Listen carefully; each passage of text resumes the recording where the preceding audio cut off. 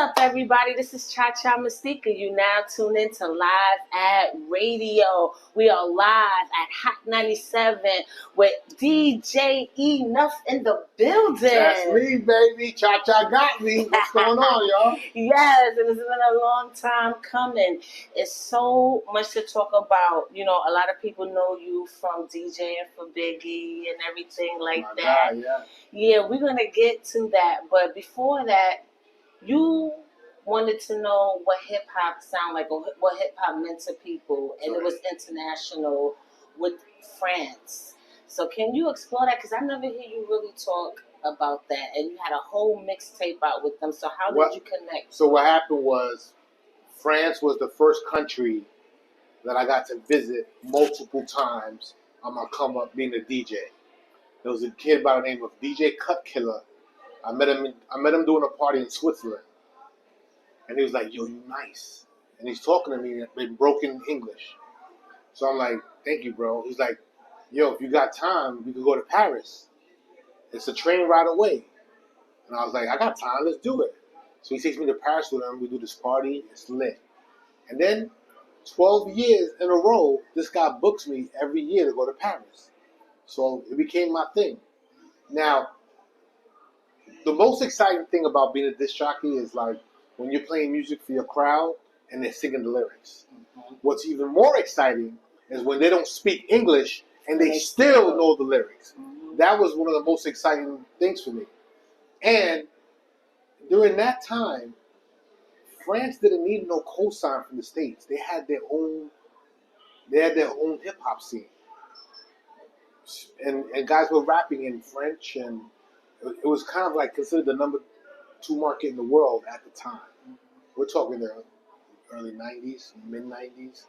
So it was just my time. So me being around the country so much and parties, I got to meet a lot of rappers.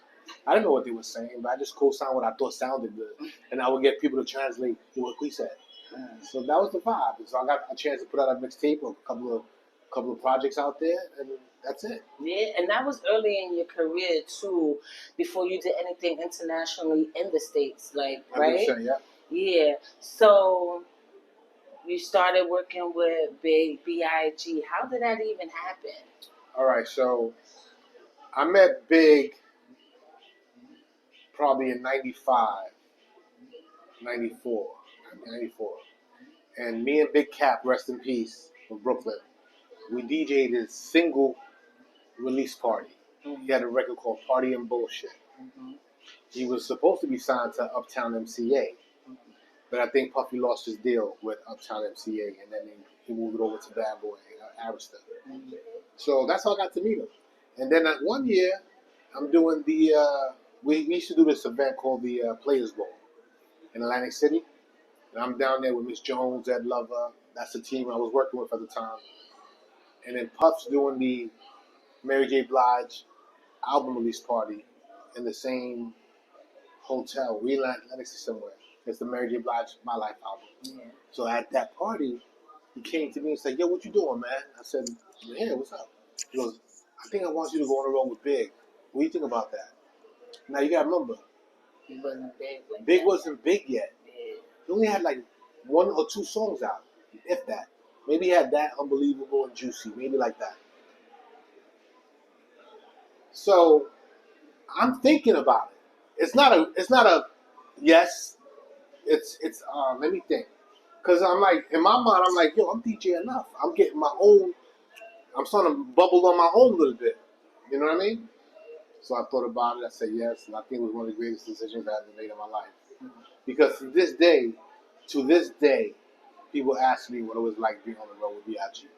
Yeah, and you know, it wasn't like it was a lengthy situation either. No. So you came into the game with him being a brand new artist, and then what was it like watching him transition from a regular rapper to everybody's favorite? I think it was like every show you've seen growth.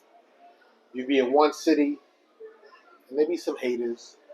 You'd be in another city, and it's super love. And then he drops a new record, and it's like whatever. For me personally, and this is me saying this for me because I seen it with my own eyes. Personally, Biggie didn't come a household name until he dropped Big Papa. Big Papa was the record that the whole entire country fell in love with. And the reason why I say that because there's regional factors like where you're from the east, the west, the south, the north. The Big Papa, when he dropped Big Papa, I don't care where you was from, you love Big Papa. Yes. So you also saw the East Coast, West Coast situation and how that Yeah. stirred up. And, you know, now you're in the media world, still as a DJ, but in that realm. Was it media hype or was it a real thing? I think a lot of it was the lines just got crossed. People thought they were doing their job, but at the same time, they didn't know how to protect the culture. And that's where we all failed. Everybody failed because nobody protected the culture. And bigger than that, nobody got to protect those two guys who died. That was the worst thing. Like, people always die. But the magnitude of these two guys who supposedly had a little bit of beef with each other, dying, that hurt. That hurt the industry, that hurt people. I almost damn near quit my job, everything after I lost Big. I was lost. I'm sorry you had to go through that. Now, before we move on to the next set of artists, you did bring up Mary J. Blige, and we saw that she's going to be one of the newest members of WBLS Hot 97 Fire. family. Yes. So, how is that? You know, and me hearing about it, I think I dropped my jaw. I was like, that's amazing. You know, because even for like a person like Mary, I've seen her go from kind of being celebrated at one station, and then another, and then another, and then for her to come back home where she's from and to be able to get a slot and kind of bless the people, that's amazing. Yeah. I think so, at least for us. Yeah, and I can't wait to see what's going to pop off with that. Me too. Now, the Ghetto Boys. Yes. You DJ'd for them as well, right? No. So can you break that down? All right, so I'm going to give you the reason why you got the Ghetto Boys on your mind is because that was the first time after a Ghetto Boys concert that B.I.G. and us did. That was the first time we heard Hit 'Em Up by Tupac after the concert. Okay. So, like, you got to think about it. Wait, did you DJ that concert or you was Yeah, just for there? Biggie. Okay. Oh, for Biggie. Yeah, Biggie performed with them. Okay. So, but I'm saying, while we in Texas, there's lowriders, convertibles, banging systems, cars with candy paint, and hydraulics, and they bump and Hit 'Em Up hard. So it was my first time hearing it loud. And I was like, oh, what is this? But, you know, Texas let us know they like to Hit 'Em Up record. That's all it was. Okay. Reality. But as a DJ, you can't really be too biased, and I'm pretty sure you played Pac music. You know, I heard that I play Pac music all the time, but I never played Hit 'Em Up. You never played Hit 'Em Up? And to this day, I still won't play Hit 'Em Up. Okay. But did you ever got to meet him before his demise? Yeah, Pac was the guy. Okay. So what was that like? Or did you have a situation The problem, DJ? no. I never got to talk to Pac while we were in, you know, while I was DJing for Big. I'm talking about prior to that. Prior to that, it was nice seeing him. You know, he was the star of Juice. He was the star of all these movies. He was the guy who did it before. And just whatever he stood for meant a lot. And he was the player who taught us a lot. He was there first. So when these guys had their misunderstanding, that's, to me, what I call it, a misunderstanding. Change the world. Change the world. Yeah, we're fucked up. Change the world. Yeah. So, in the recent past, you did a dedication to Jam Master Jay, and I felt compelled to bring him up because his anniversary to his demise just passed. So I kind of want to give him a little flowers since a lot of people don't talk about him. Shout to him. I love Jam Master Jay. The reason why I'm DJing is not because I wanted to be Jam Master Jay. Let's get it. So, what was it like doing that tribute to him, and did you ever meet him? I'm very cool with Jam Master Jay. For that French project that I did, Jay got me 50 Cent. Shout out to Jam Master Jay. And I know Sons, and of course I know Run and DMC very well. But Jay was the guy, you know, there's like people you become fans of. He was the guy I wanted to be. He had the jewelry, the clothes, the look, and he was on the road with the baddest like hip hop duo ever. Like to me, fire. How you not want to be a DJ after that? Yeah. I think every DJ kind of wanted to be like Jam Messenger at some He point. had it, man. I love that guy, man. God bless him. Yes, God bless him. God bless his family. And shout out to him, Run DMC, and Reverend. Shout out to you guys. All of them. All of them. Of course. Yes. Now, did you put the flame under Bubba Sparks? What do you mean? I did an album with him. Yes, but that's what I'm saying. Did your notoriety or you hosting that project? I don't know. Honestly, Timbaland called me. He liked my position in music here at the radio station. He liked what I was doing, breaking music. And he said, yo, I want to do a mixtape on Bubba Sparks, but not just a regular mixtape. I want to do an album. So we dropped an official, unofficial album. Like, all the material was new. It wasn't like it was like throwaway music. It was like songs he did with other people. It was stuff he did with Tim. So I thought that, they wanted that New York flavor. That's what that was. All right, Harlem. I'm just saying. All right, Harlem. I'm just saying. You see Harlem? I peep game. I see the play. Oh, yeah, I need the North to come in and co-sign. All right. That's Cha-Cha. That's speaking. me. I said that. But go ahead. Yeah, so that's what it was. But that was a fun project. It was nice to be around, a great one. Yeah. So, like, moving forward, heavy hitters, suckers. Yes. I don't think nobody in New York never not heard that ever before in your life. So, what made you want to formulate people would say the supreme team of DJs? Like, it's real simple. At the time, Flex had a crew. He didn't want me down with his crew. So one of my guys was like, all right, forget it. Create your own thing. And I did. There would be no heavy hitters if Flex would just invited me to his crew. mm-hmm. But then at the same time, I'm glad because now my crew is pretty tough. Mm-hmm. Very tough. I think one of the greatest in the game. So yeah. But how do y'all keep y'all egos in check? You have to. Okay. But is there like a formula? I mean, there's no real formula, but we talk amongst ourselves, amongst ourselves as men, and we say, you want to carry yourself in my light, right? Since I'm the president and the creator of the crew, if I'm a humble person, you act humble. You don't treat people bad, you don't shit on people, you don't talk bad just because you have juice and power. Mm-hmm. You don't abuse your power. Yeah. There's things like that. For me, it's all about uplifting our people. I don't give a fuck where you from. Black or brown, we want to get down together, all of us. Yes. So that's my message, that's my goal, and that's what I always aspire to do. Yeah. That's heavy hitters. Yes, suckers. Now you and Flex though, how were you able to? And I'm pretty sure you're doing a great job, but keep that ego in check, especially working together, working under the same camp. Me and Flex fight all the time. I'm trying to be cool. But hold on, y'all. But we have a certain amount of respect for each other, and there's sometimes there's moments where I think he crosses the line or I might cross the line, but it's all in competition. Mm-hmm. You think Shaq and Kobe didn't have competition when they were on the same team? I'm sure they did. They did. But that's what makes you better. You shine bright because you gotta be at your best at all times. And still sharp and still. That's it. Yeah. So y'all moved to this new building.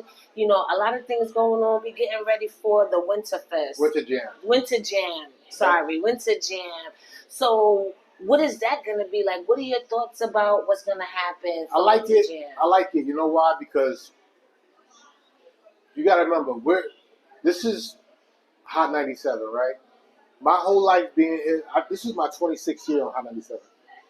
My whole 10 year here. I always felt like hip hop, R&B, and reggae were the three big genres that kind of melted together and gave New York its sound. But recently, with Afro beats and a lot of other worldly sounds, the dynamic has changed. Mm-hmm. But just because one is popular now doesn't mean that we're supposed to get rid of the other one. I never believed in that. So what I'm saying is, I love Afro beats, and I love where Afro beats is coming from and what it stands for. But I don't like how Afro beats, in our eyes, have replaced dancehall. I'm not a big fan of that. So it's like we celebrated one genre of music that's ours, and then we canceled it because another genre got popular. You know they're trying to say that with hip hop too, right? I know, but this is my point. So I'm all for it. We can support different genres of hip hop, R&B, reggae, Afro beats. Let's do it. Yes. So the fact that we have another outlet, Summer Jam. Now we're bringing it Winter Jam. Yeah. It's just another way to put a spin on us putting out some fire stuff, good concerts and good spaces because our people want it anyway. The city wants it. Yeah. Now, with that being said, like a lot of people are pushing the Afro beats, and there's nothing wrong with that. But the underhanded stuff behind it, and then you see how some things in hip hop may seem tasteless. Like, people was complaining about the Ice Spice situation, and you see how women are dominating the game, but it's overly sexualized. Because you guys are still shaking your ass in the deli. Now, I was at the event. You was there as a speaker. Dead presidents get better dead rappers get better promotion. I was there. Yep. One of the things that I think a few members of the audience wanted to eat your head off was... What did I say? You brought light to the fact that a lot of the programs and directors and radio stations were women. No, that's not what I said. What I said was the women today, right now, this whole week of Me Too movement, right? I thought it was to uplift our brothers and sisters or our sisters, right? So the celebrated women that we're celebrating now are saying the most disrespectful shit to women. So I'm like, how is that right? Like, we could call it what it is when it's a guy doing it, but then when it's a woman doing it, we can't say nothing. Is that fair? Or when people do complain about men's music, right? Same shit. Yeah, and I get that. But is that true? It can't be good for the goose, but not for the gander. Yeah. It makes no sense. So when we complain about music and stuff like that, but is that true? I don't know. But I'm just seeing it. What I see. Okay. I don't want to be up here judging. Because they was about to jump out their seats. Like, I was sitting next to them. I'm like, relax. They're like, hold on. Chill. Let's hear the brother out. No, because that was a good event, by the way. I love that. Shout to Styles P. Styles P was saying. Same thing. Styles was saying that maybe we should be. Because, look, as much as you want to hold the radio station responsible for the kind of music that we put out, what about our own freedom of speech? Do you want things censored? No. I don't want things censored. No. So even though it might be a little bit ratchet or leaning a little bit extra, or if girls putting out porns and they doing this and saying coochie this, da-da-da-da-da, just stream by it. That's it. If it's not for you, turn the channel. If it's not for you, edit it. If it's not for your kids, don't let them listen to it. Yes. You have your own ways to do it. I don't want to ever police people, especially on freedom of speech. Yeah. That's the last thing I want to do. Especially since hip-hop was one of the main force and genres to make that clear back in the day, so we can say the things that we want to say. 100%. So, I'm with you all the way. Now, how does it feel to be a part of the #1 station in New York? I went through the thing. There's lists or something like that. Shout out to the infamous Amadeus. I did an interview with him, and everybody knows I usually be on StreamYard. He made me pull that up. Now the top station of hip hop is you guys, WBLS, Hot 97. Yes. Did y'all have to fight to stay #1, or that was just a... We always fight. There's always a fight. There's no... Just because we might have been... What I mean by that, with a legacy... And I'm going to show it. I'm going to put it up. With a legacy station, right? Yes. Okay. It doesn't mean that we get everything just because we started it first. We had to maintain our relevance. We had to make sure we still maintain being hot. We had to make sure we still tapped into the streets. Those are things that you have to maintain. Without that, you ain't nothing. Yes. So, yes, you have to fight and continue to fight to make sure you maintain that #1 position. Yes. Now, we're celebrating 50 years of hip-hop. It's still going strong. Mm-hmm. After this year is over, where do you see hip-hop? Still celebrating, still elevating? They have to. We have to. We have to. There's no way. I mean, we're going to do 51 years of hip-hop, 52 years of hip-hop, 53.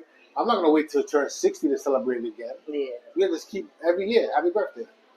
Now, being in the culture, what is the main thing you learned throughout the 25 years you've been at Hot 97 and all the years you've been a DJ? Because I'm pretty sure it's more than 25 years, especially if you've been down with Biggie. Facts. It So is. throughout all these, I just don't want to say it out loud because that's aging you. But out of all Kids these don't care. years, They could Google me and find out how old I am. okay, I'm not tripping over that. all right, good. But out of all these years, what is the main thing, the main lesson you learned from hip hop that you want to carry with you forever? I know it's a cliche, but go where you're celebrated and not where you're tolerated. It's that simple. Just go where you're celebrated and it will all be good. And then find a job that you love. That way it never feels like it's work. That's it. It's that simple. It's nothing, no tricks, no gimmicks. That simple. Yes. You love what you're doing, right? I love this. There it is. This is an honor, you can do this all day, right? All day. There it is. This is an honor. Come on, You have no Cha-Cha. idea. Yeah, that's is. right. Yeah, so we're about to wrap it up. Is there one more thing you would like to say to the audience moving forward or to any inspiring DJs? Yo, just keep giving the elders, the pioneers, their flowers. Keep showing them love and respect. Because without them, you wouldn't probably be here. So it's important that we celebrate them like that. Yes. And thank you so much, DJ, Cha-Cha. for taking It's this love, time baby. out. Yes, It's love. yes. Thank you for having me. Shout out to everybody. Thank you for everybody that tuned in. Please subscribe, share, and comment to get this thing going. And we'll see you next time live at radio. Peace, Cha-Cha y'all. Steve. All right.